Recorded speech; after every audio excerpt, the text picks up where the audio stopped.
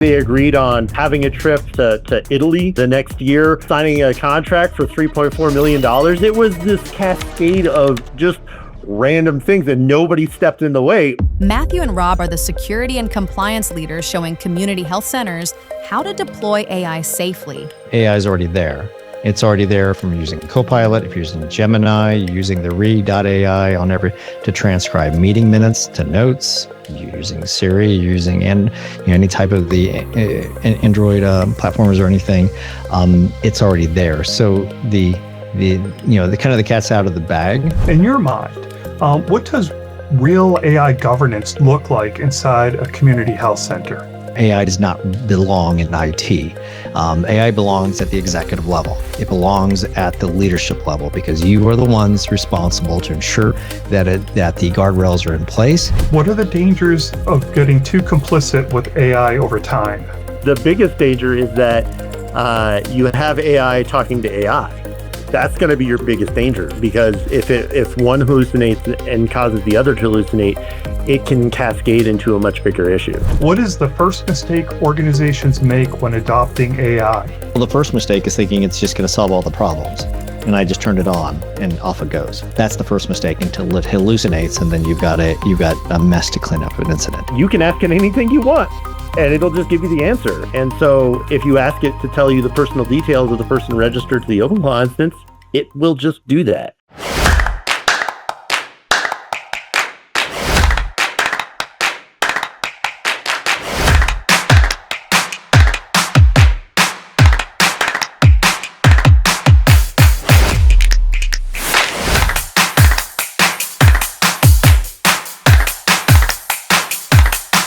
All right, it's 2 past, so let's go ahead and get started here.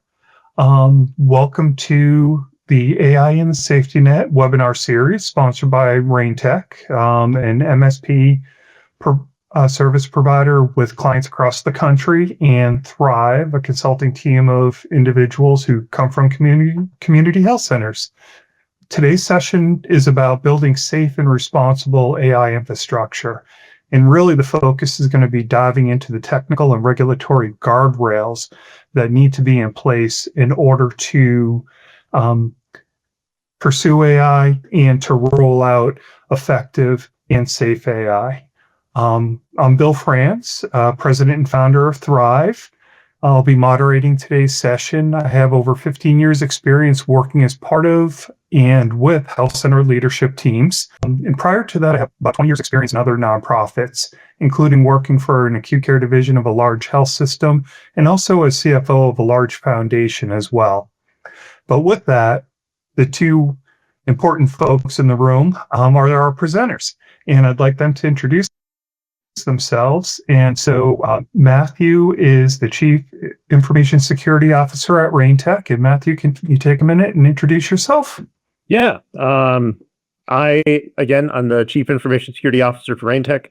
I provide the security services for a large number of community health centers scattered around Colorado, and provide other services for a lot of other organizations, ranging from industries in healthcare to construction, entertainment facilities, whatever basically in the industry that needs help. I'm willing to help them. I also have my own podcast. It's called the I T'd Myself podcast. It's a very lighthearted approach to educating everybody on cybersecurity, technology, and IT tasks. So mainly focused towards folks who own their own businesses or are in a leadership position in their own business. And this is, I've been here for about 8 year. I've been doing IT for the last 15. Before that, I was a black belt associated with a Fortune 500 company building out facilities and supply chain management. So that's the world I come from. Terrific. Thank you, Matthew. And I'd like to introduce Rob. Rob is the co-founder and CEO of Van Rain, where he works a lot in the areas of compliance and among other things. And Rob, can you take a minute and introduce yourself? Yeah, definitely. Yeah. Thank you all for having us. I'm Rob Ambusker, co-founder and CEO of Van Ryn Compliance. We're founded, we're going on 9 years. Yeah, 9 years this year. We focus on auditing everything from HIPAA compliance frameworks to all the NIST standards, ISO 27001, 42001, and beyond, all the way to SOC 2 and high trust. We also put together a robust LMS for our clients. So obviously education is a big part of what we do at Van Ryn as well. So when you have when we go in and do auditing, we're also able to provide a full robust training session for our clients' teams so they understand how to handle health information accordingly. We've now branched out into, obviously, the last couple of years into AI governance, which we're going to touch on here today, which is really important to understand how does an organization bring AI in. And so we're going through and doing quite a bit of AI audits, from a governance audit and the NIST standards to 42001, and now our high trust clients are adding on the high trust AI stack, which is fun. And yes, since we're plugging podcasts, Matthew, good job. We have our VRC Van Ryn Compliance podcast as well, where we had last 2 weeks we've had Benny Cleveland, our CISO and auditor, on, and then we had Dr. Camille Howard to talk about HR ethics around AI, because there's an ethical part. And just excited to be here and go through the session today. Yeah, and I'd like to encourage everybody to check out both Matthew and Rob's podcasts. I was thinking about starting my own, but I'm not sure I can do it as well as they do. So we'll see. The jury's out on that. You can always have a guest, right? Yep. But what I'd like to do is really frame this session. Why does this session matter today? This is session number 4 in a series about really building out AI in the safety net. And in previous sessions, we've really talked about operational and clinical tools. And what we really want to do today is elevate the discussion from really a technical and tools discussion about what can AI do to really talk about AI governance and the infrastructure. In health centers, AI is not just about innovation. It's really the clinical experience, but it's also compliance. It's also risk, both financial and reputational and otherwise.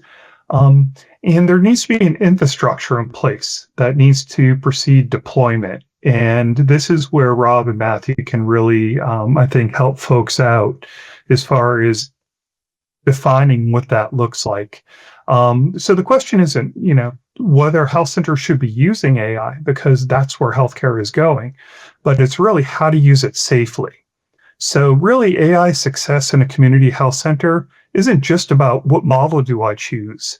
It's about compliance, governance, setting up guardrails, and doing it in a way that protects your patients, your organization, your staff, your board, your leadership, etc.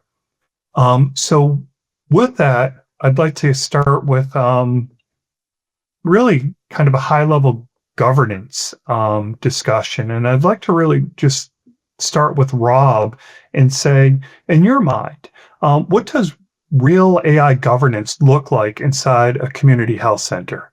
That's great question. Well, first of all, AI is already there. It's already there from using Copilot. If you're using Gemini, using the read.ai to transcribe meeting minutes to notes. You're using Siri, using any type of the Android platforms or anything. It's already there. So the kind of the cat's out of the bag. But what we like to do is you need to first start with why. Why do we need this AI plugin from Epic or some other EMR, right? Because everybody's going to sell your organization their AI. You've already been pitched, you've already seen it, and they're gonna promise all these things. But you want to first start with why. Why do I need this AI? What is it going to solve? What is the problem it's going to solve? Say there's a billing issue. Say there's there's a denial of service issues, or there's a reimbursement problem. Okay, maybe that'll solve that. First thing we say, okay, now we know what the problem is going to be, why you need it. Now you need a governance plan, and meaning like how is AI going to be vetted? How are we going to basically build a risk register of the AI platforms, and where is that data going? Is it stateside? Is it offshore? Where is that data going? And then making sure you have all of the regulatory pieces in place as well, from business associate agreements to master service agreements and all of that. Those are all key pieces. Now, once you get the kind of the legalese piece done, and all of that, don't just throw it to IT. It's not an IT problem. IT always gets dumped everything. I've done a lot of technology. I've done it for a long time before we started our own firm. And I've done everything from getting the company vehicles oil changed to rotate tires to pizza to plumbing. And AI does not belong in IT.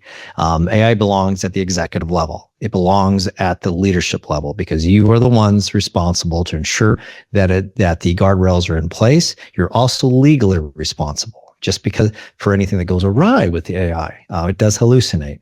One thing to always remember is it doesn't matter what new technology we get. The laws that we have been there for a while, and they are still the laws. And you will be held accountable, not only from a government standpoint, but more importantly, your patients, the people you care for, have enough information and have the tools that they need to open an incident with the Office of Civil Rights, HHS, and go through that.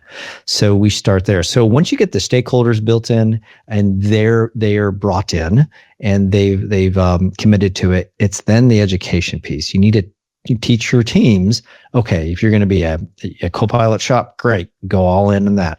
If you're going to have some Gemini or some Claude or another one or build your own, help let your teams know what they can and cannot use. Because that if you don't do that, then what happens is you're chasing all these bots everywhere. And when AI becomes more and more agentic, you need to know where that data is going. So that's kind of how we look at it here at Van Ron. Great. And Matthew, I'm curious from your perspective, one of the things that we talk about with AI, or for at least for folks like me, who are don't work in AI, in IT day after day, I keep hearing the term pause authority, and I keep hearing the term humans in the loop. Mm-hmm. And as a chief security officer, what does that mean to you, and what protections does that give an organization? Well, so as part of your governance program, however you have that adopted within your organization, you need to have some capacity to review what decisions are being made. There have been a lot of stories very, very recently of AI hallucinating key facts that an entire business has based their strategic plan off of. And if you don't have somebody error checking or analyzing and sanity checking that information, things can go off the rails very quickly. And so human in the loop is basically the concept of you have somebody there who's making a decision based off of what the AI is telling them, but they also have the ability, the prompting to be able to respond to that data and review it for sanity. To make sure that the numbers make sense, to make sure they fit the data that is already there, and also to make sure they're real. Like you can have an AI, and AI can not carry the one, just like a human can. This is very possible. It may not be as error prone as some humans, but it is just as error prone in the long run over a long enough time span. So when you spot errors as you check this, or if you spot things that are wrong or don't necessarily add up, you need to have somebody who can make the call to stop AI and also proceed to the workflow through a normal non-agentic workflow until you can analyze what exactly has happened with the AI. Basically identify where there's a step, where something went wrong, and who can stop that. Make sure you have somebody there to do that for you, and whose job it is to say, yeah, we need to pull the plug on this just for this time period, and make sure you give yourself some time and have a defined period. Don't just say pause it. Have a defined period for how long you're going to pause it, when you're going to come back to it, when you're going to analyze it, because so many organizations have this, oh, well, we paused it, so now we just never going to use it again. They have that sort of scare tactic, or they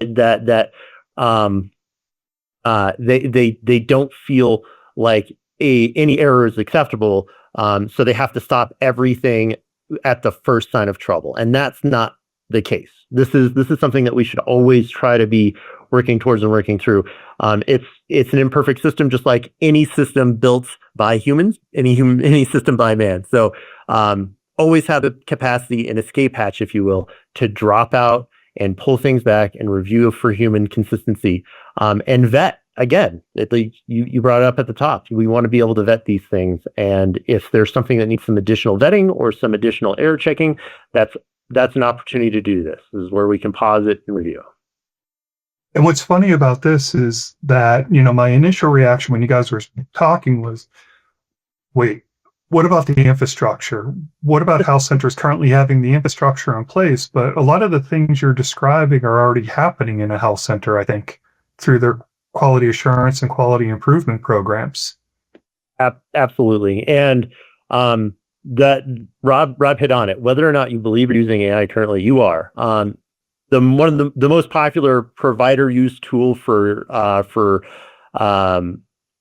transcription is Dragon. Dragon uses an AI platform. Whether or not you knew that, it is using an AI platform to do some of that work. And a lot of other transcription services, 90% of them are using that as well. And whether or not you believe that or whether or not you knew that, that's AI in use. And so you're currently in the process of using this, whether or not you know it. Having vetted it and understanding what you're using is going to be key moving forward. And so absolutely understanding those processes. So, Rob, I had a question for you then. Based on using the example of Dragon, as you talk about developing AI and customized AI, it seems that some of these platforms that are out there already, your vendor has to worry about compliance. They have to worry about these guardrails. What are your thoughts on that? It just seems like an easier take. Well, first of all, you can't just put that blame on. You can't just hook everything from certifications to AI governance on your vendor or strategic partner, right?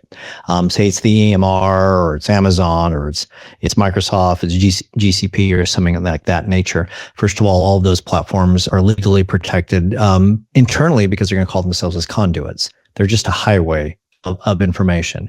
The way the laws are written and the way everything from laws, frameworks to SOC, ISO, high trust, it's all the organization's responsibility. So the business itself has to have the AI governance. It has to have the policies, procedures, and training in place to be able to manage and properly manage the AI and properly protect the data. And then they have to go vet the vendors. You always have to have vendor vetting. That's why you have like a risk register. You list out all of your vendors, you look at the risk to the organization. It's your responsibility. Gone are the days, I know about 10 years ago, probably just like, oh, we'll put it to Amazon and it'll be fine. Somebody else will deal with it. No, that kind of worked for a couple of years, but the large companies are not going to hold the bag. It's you who's responsible for that, and that's how the law is written, because that hasn't changed. And then that's what your patients expect too. They expect you to protect their data and their trust. Yeah, and so that goes along with really no different than how centers are operating now, right? They're responsible for their PHI. They're responsible for understanding how that's isolated and what the downstream risk of use of that data is, that information, as well as being compliant with HIPAA. If there's a breach, usually it's the health center that's responsible, not the EMR vendor, right? When there's a breach, yes, there will be a breach. Yeah, good point. Yep.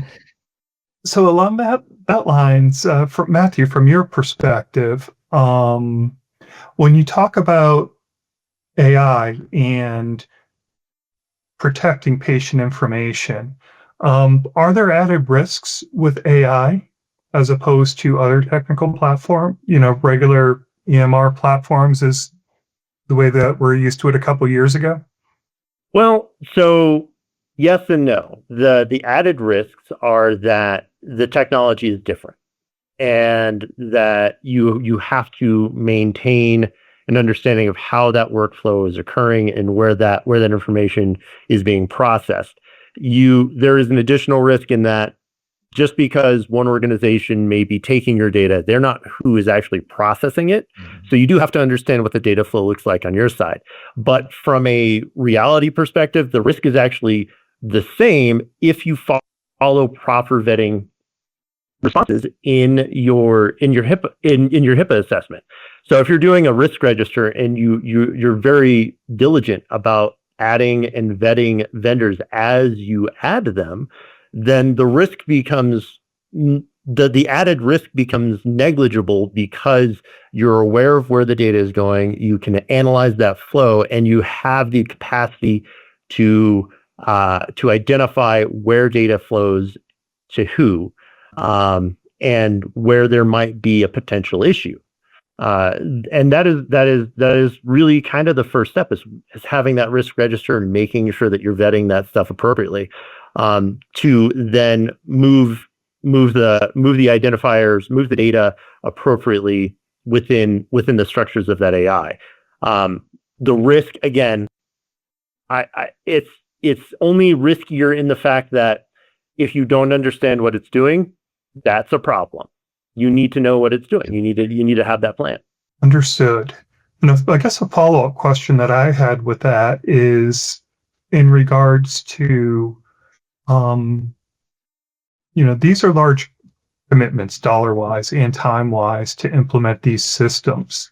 And both from a vendor standpoint and from a health center standpoint, what types of contractual relationships? I mean, what comes to mind is there's a EMR vendor out there that always wants to lock into X number of years, and usually we can negotiate them down to Y. It seems like locking into architecture or single platform may have some risk too, as far as being able to elevate your AI and to be able to govern it to a certain extent. That's true. Yeah. If you think about how Copilot is ingrained with Office, it's almost inseparable. You can't use Office without having Copilot. It's there. And you're absolutely right. With other EMR vendors, other EHR vendors, they're going to have their AI in there, and it may be impossible for you to separate that. That's 100% accurate. Yep. Rob, what's your take on that? Yeah, I'm always for building my own thing. I mean, that's me. Then I can control it, right? So you're better off building internal large language models to work with the data and solve the problems. But obviously, all the large vendors are going to want to sell you theirs. The key that I'm finding, and there are some benefits to that because they're going to maintain it, they're going to update it. It's going to be unique to their workflows.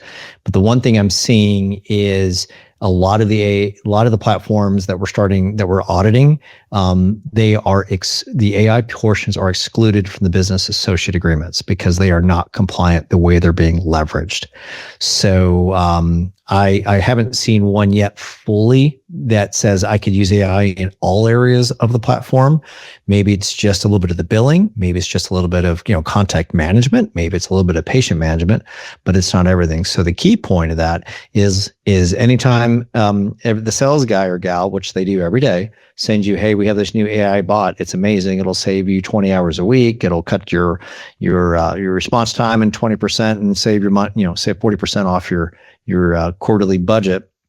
And you say, where can the AI be used, and is it covered under the business associate agreement? And that's the trigger, and they'll go yes or no. Because just be very careful where everything is, because it's everybody's got the bot, right? They just want to sell you the bot. Well, this reminds me of a few years back when there were a billion vendors out there selling remote monitoring equipment and remote medical devices, where everybody jumped on the bandwagon. And so I do have a sensitivity to that, because I've had clients with varying results from that. And it sounds like AI is in kind of potentially could be in the same place.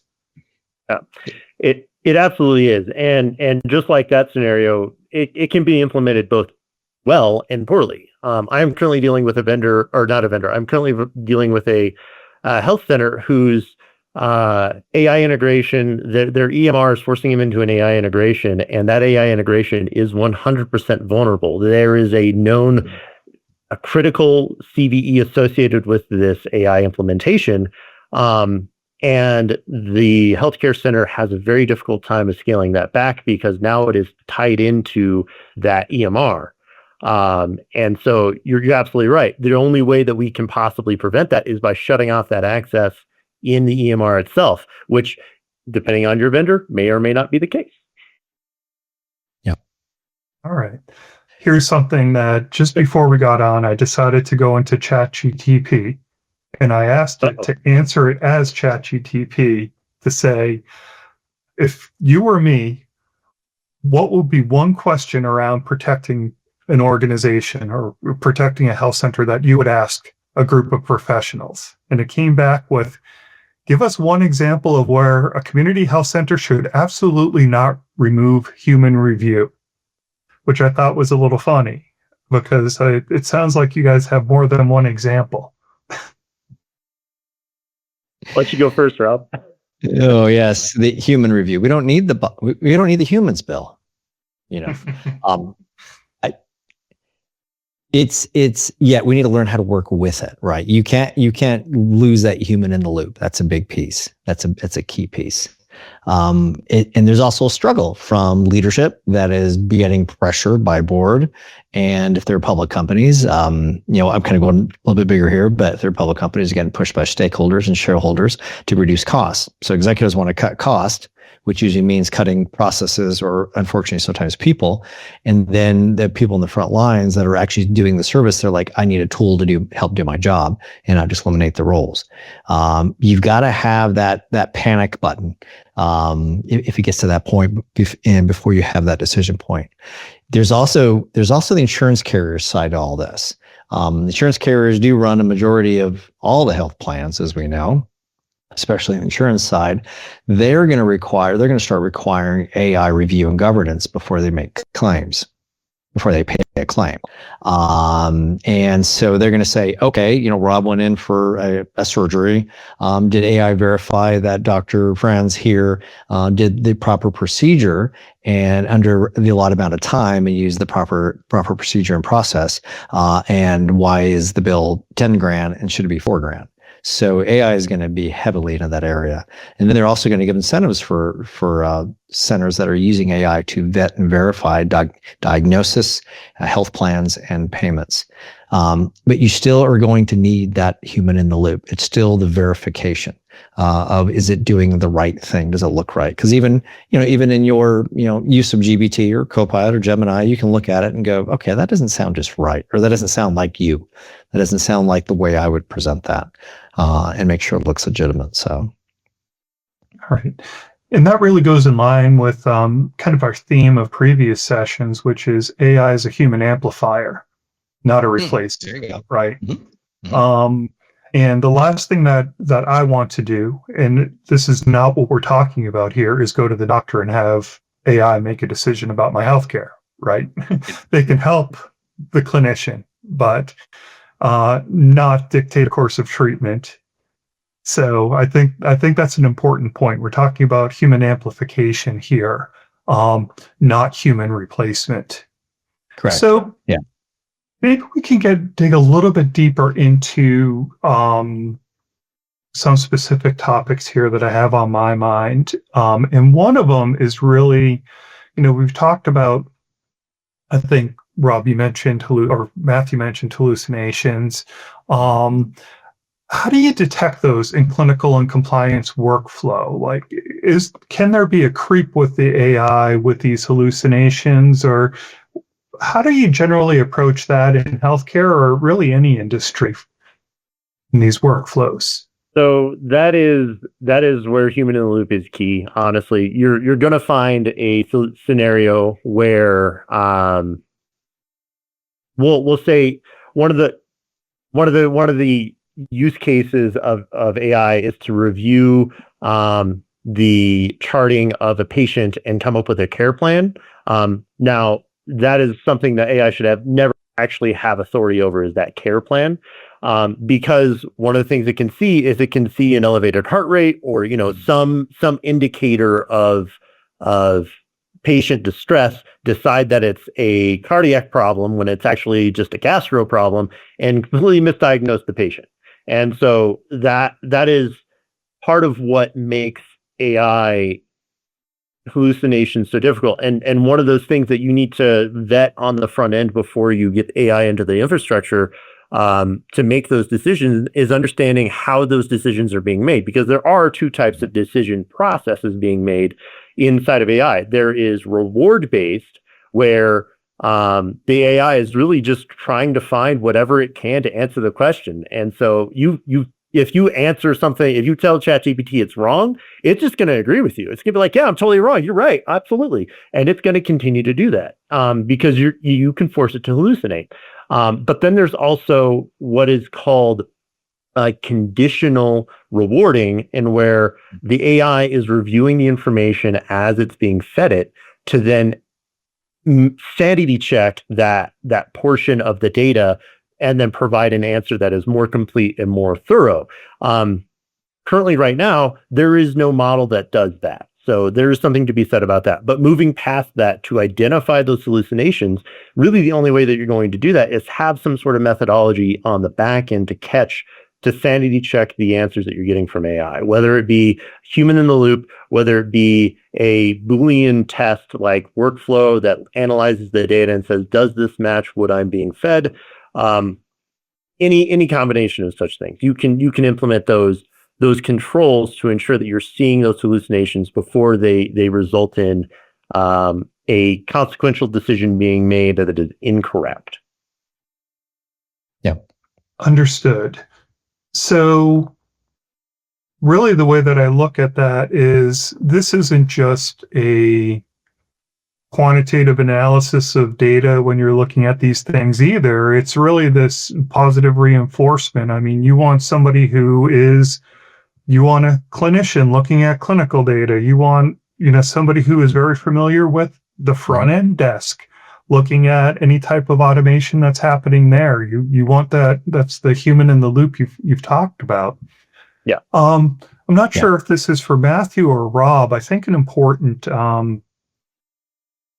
item for health centers, really all health center staff, and more importantly, health center patients, are population biases. We're dealing with underserved populations, and it could be economically disadvantaged. It could be minority populations. How do you detect bias in this AI decision-making process or data evaluation?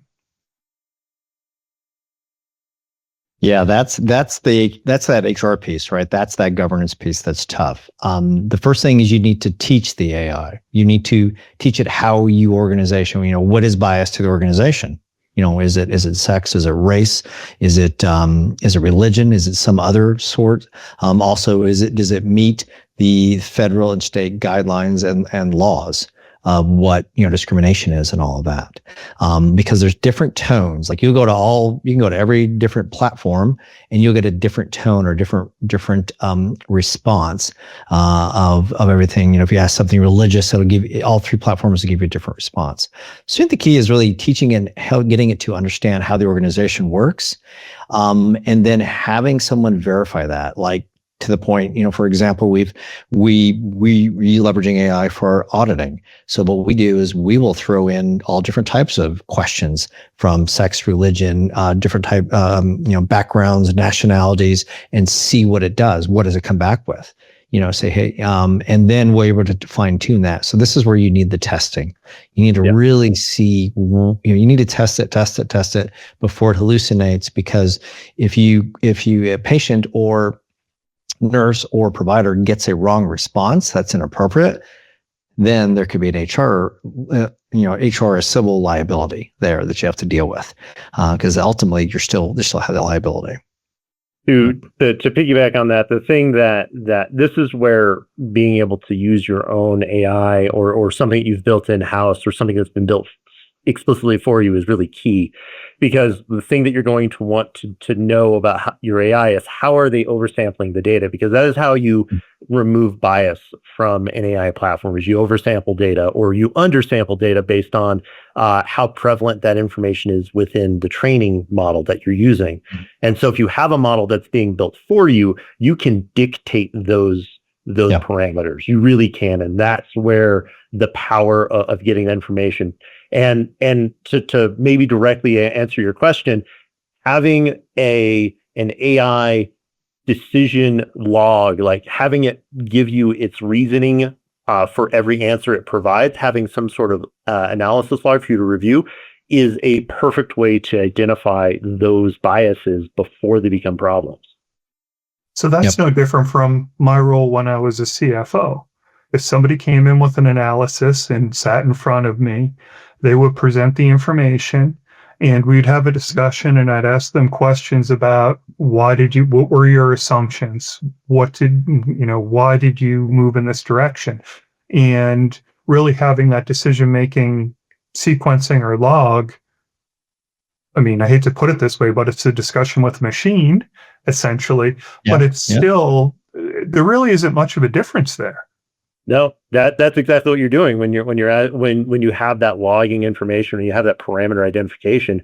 You're having the AI tell you how it came to the decision it's getting to, and that's the important piece of building an AI, a large language model that you own or that you have the ownership of, because then you have the rights to that. If you are building something, if you're buying a product, you may not have that decision-making tracking for you or exposed to you.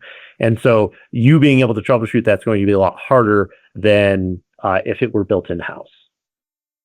Yeah, and that makes sense to me because we have 1,400 health centers across the country.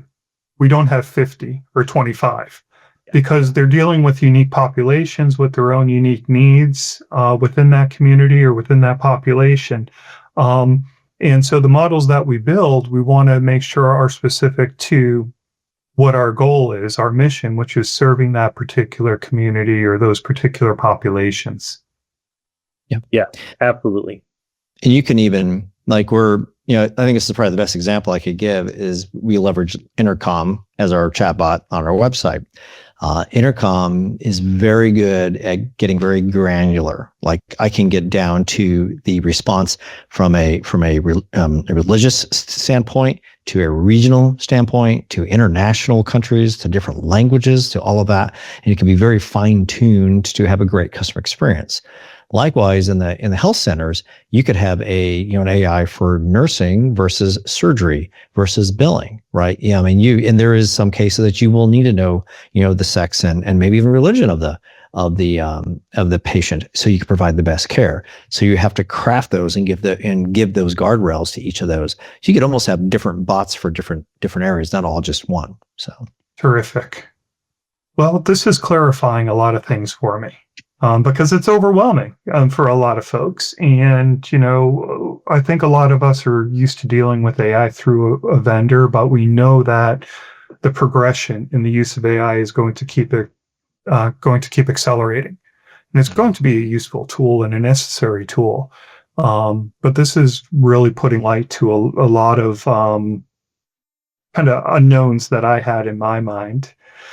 So, as we talk about closing out the session before we get to the Q&A, I have a basic question, which is, if my health center really doesn't have we have zero AI governance in place. We don't have any AI governance, and we're just relying, let's say, on our vendors.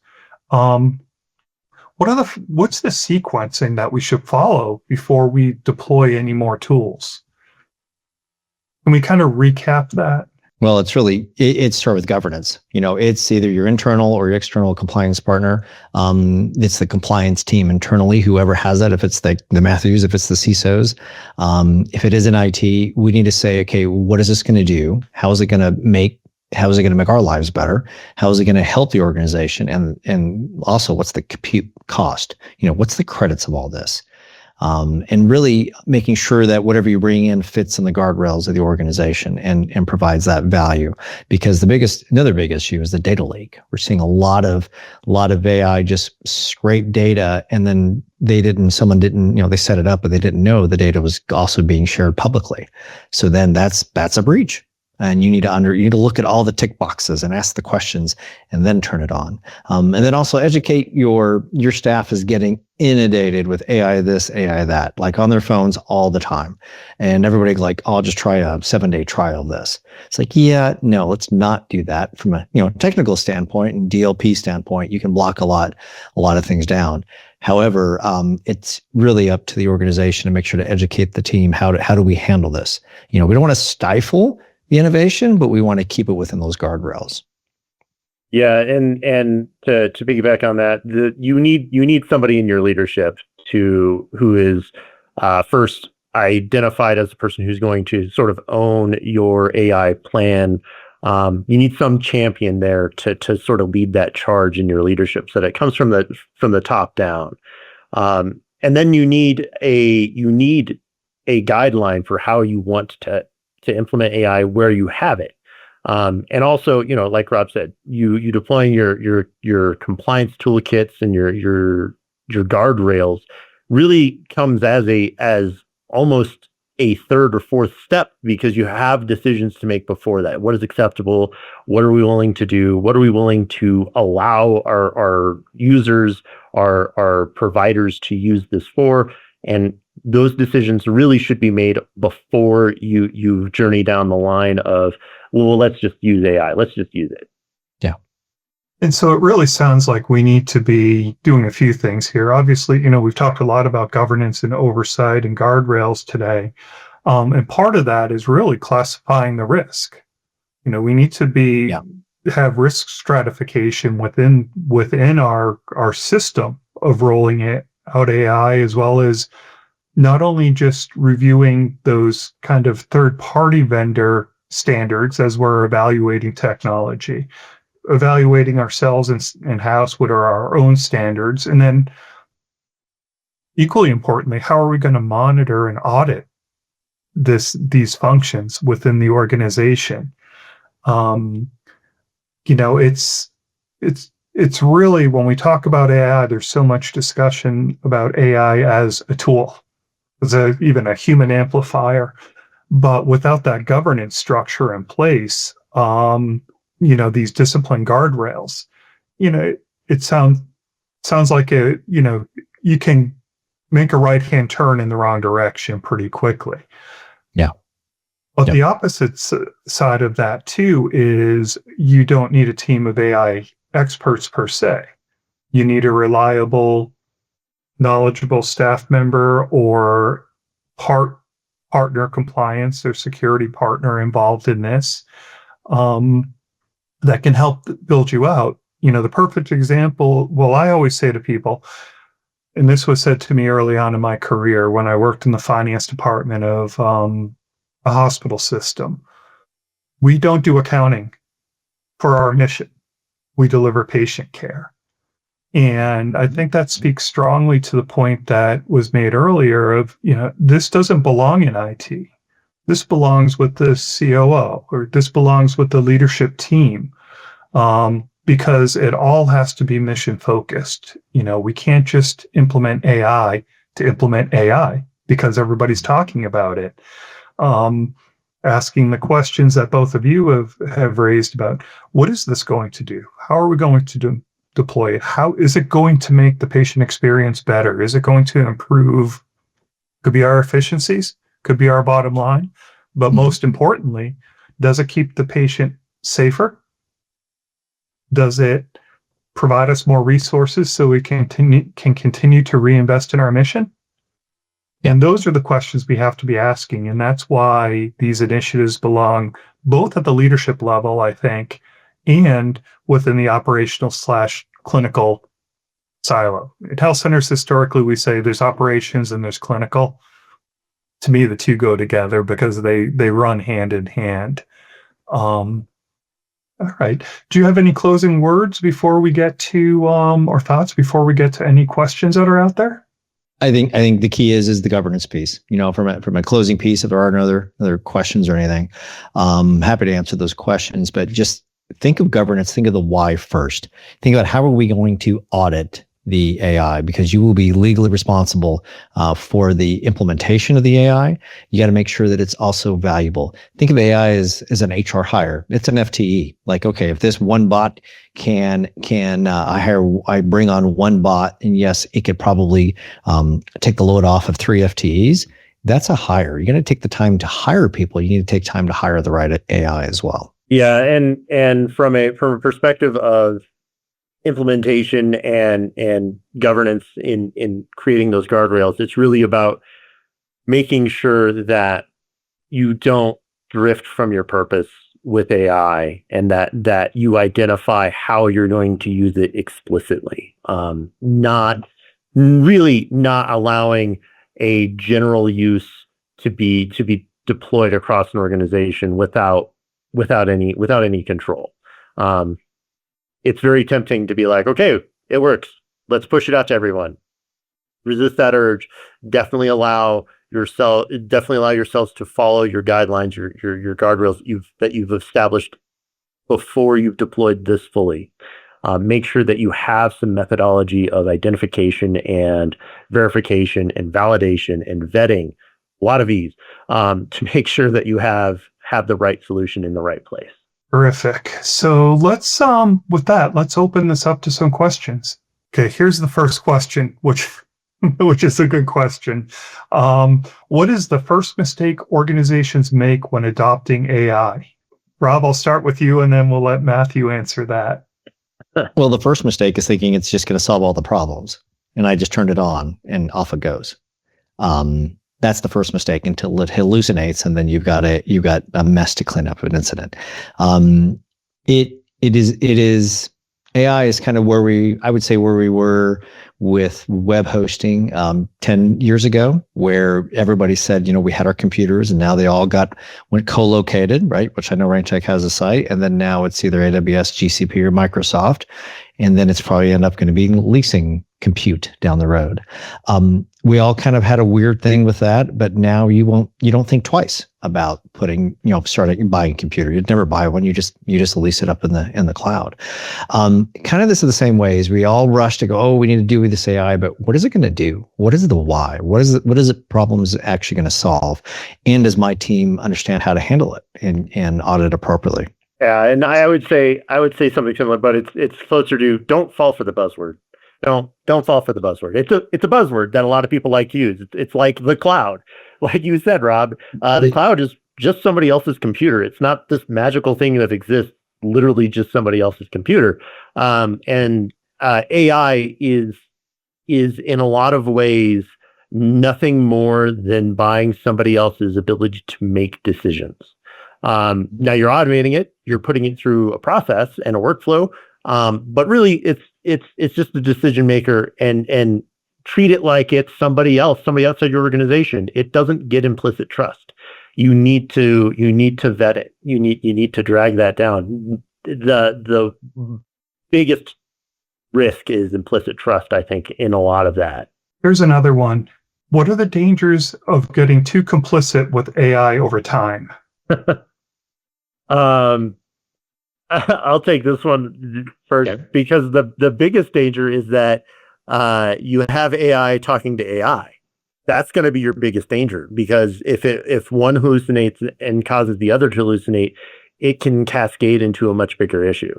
So if you overuse it and you're feeding AI information from another AI, and there is errors down the line that nobody is involved in with catching, you're gonna have a situation where you've basically wrecked the decision-making process. Yep. You have to constantly invest in and teach the AI. Let's be honest. I mean, you don't bring your child home from the hospital and go, all right, baby's good, they'll take care of itself. No, I think this is how I look at AI. You need to raise the child and teach the child and give the child guardrails and teach how the child to eat and all of that. So I know it's a little simplistic, but it's kind of like this. AI is very infant stage now, maybe. And it's like you need to teach it. If you don't teach it, it will learn from all the bad kids in class. And when it becomes more agentic and it's having conversations, it will bring the bad habits from school. The other thing to think about is kind of funny. We haven't talked about this much. Maybe Matthew, you can confirm or deny. Is we're not talking about the dark net as much as we used to. We have to remember the bots are heavy in the dark net. It is still there. I think the safe area of the internet is only 5 or 10% of the internet is still safe, if that. You may know a little bit more, but the AI that you use here to write a great email or a marketing campaign or help me with budgeting or something, or what do I want for dinner, is the same bot that's used on the darknet against you. Yeah. So it's true. And over reliance. So the big story right now is that there's a new open source tool. It's called OpenClaw, and it's very good personal assistant, but it's very easy for users. It allows users to deploy an AI agent that helps them. But by default, at least right now, there are no security guidelines that it follows. And so when people expose it to the internet, you can ask it anything you want, and it'll just give you the answer. And so if you ask it to tell you the personal details of the person registered to the OpenClaw instance, it will just do that. And if you don't understand that and you're just reliant on the AI to do the thing, then you can really cascade down into a huge failure. Yeah. And remember, the AI is a servant mindset, meaning when you go to it and you go and you open it up, like today it'll say, "Hello, good afternoon, Rob," right? It already knows what you kind of like for dinner. It knows how you like to travel. It knows how you like to write. It knows what you want. It will tell you what you want to hear. It's like it's the perfect companion. And this is why, we want those, right? But you have to be explicit in say, hey, don't tell me what I need to hear. Tell me factual. Is this a good approach for as an HR issue or a patient problem or a financial problem or a diagnosis? And then it'll strip down the fluffy piece. But it's there to be your best buddy. Well, it looks like that's all the questions, but I wanted to end on kind of hopefully a lighter note. But we'll see. That depends on your answers because it's my question. Yep. My question would be, what is the strangest example that one of you have seen of AI going awry, and how could it have been easily prevented? And sorry, I didn't ask you these questions before we even started. Oh no. So this is an example of where I have an example where we had two parties in a conversation, and they both were using AI to read and respond to emails. And these people had an email chain that they were both on, and you could watch the rapid response of the AI going back and forth. And they had a whole conversation that was just these two AIs talking to each other, that basically they agreed on having a trip to Italy the next year, signing a contract for $3.4 million. It was this cascade of just random things, and nobody stepped in the way. Well, the people who just were attached to this, who weren't in the AI chat, were basically just watching this thing happen. And yeah, it was literally like if there was any sort of like legal ramification from that, it could have been bad, because you're really talking about two AIs where just going back and forth, trying to be friendly to each other, ended up coming up with this whole thing. Like, yeah, we're going to Italy next year. We've signed the $3.4 million contract. Everything's fine. And easily just having somebody there having one of those parties be in the middle of one of those emails and just like, nope, I'm not responding to this. Yeah, I had a relative recently say, I haven't written an email myself in 2 years. And my first thought was, I hope you're reading what's being written. Yeah. Evidently they do, because they still have a job. But Yep. And our example, speaking of email, I think the biggest one we've seen, and a lot of the audits we're performing, we're looking at email responses, and we've seen a lot of phishing attacks where it'll sound very very, it'll sound like your neighbor. It'll sound great. And then it'll start responding and try to hook you into like a contract or something. That's probably the most real life example that I've seen is the phishing attacks trying to get information so then can get further into your platforms and systems. Yeah. And they're very friendly and very nice, just like your friend, Bill. So, yeah. Well, I think it looks like that does it for the questions. Rob, Matthew, I really want to thank you for your time and your expertise today. This has been terrific. And, I guess we can close by agreeing, at least the three of us agree that, AI is going to transform the safety net. It's going to continue to transform healthcare, but we really have to build it in a way that protects patient trust and preserves clinical judgment and is safe. Both from a regulatory and a patient safety standpoint. And governance is really what you have to have in place, that governance structure to scale safely. If you skip that governance structure and oversight, you're going to create tremendous exposure for your patients and for your organization. Yeah, and I think two other things. I think there was a couple other questions that popped up quickly. I think one of them was, and I'll be quick here at the end here, about do you need to notify your patients? Well, there's before letting them know using AI. There's not a real legislation yet, but from a business standpoint and an ethical standpoint, I say yes. I tell our clients yes. Let them know. Yes, we're using AI, either intercom or it's voice recording, or we're using this, but with human oversight. I think that's key. And the other one is governance. Let's start with governance. Do you build a home without blueprints? I know I can't. Maybe there are humans out there that can build a home without a blueprint. Then you don't want to build a bot and a compliance program without a blueprint, which is governance. Yeah, and there are some laws on the books. Colorado actually signed their Colorado AI Act, which does explicitly state that you need to alert your customer, whoever is interacting with AI, that an AI is in use, and you need to give them some minimal detail about what the AI is in use for. Yeah. So if you're using it for translation, just let them know. Hey, it could be an opt-out document, or it could just be an informative document. It says we are using AI to perform transcriptions or translations for non-English speakers, things like that. Mm-hmm. Terrific. Well, after this session, give us a few days to put the video up on YouTube if you care to share it. We'll also be sending out a session summary, as we have in the past sessions, and that will also have all of Rob's information on there, as well as Matthew's, so you can reach out to them directly if you want to do so. But with this, I think this has been, a great progression through our first 4 sessions, where we started out with a broad overview and got into the tools and really got into the governance and oversight today, which is, so critical and so important for health centers. But I think the final message that I would have is, it may seem overwhelming, but it's really not a lot different than what you're currently doing with your existing oversight of your IT and your programs.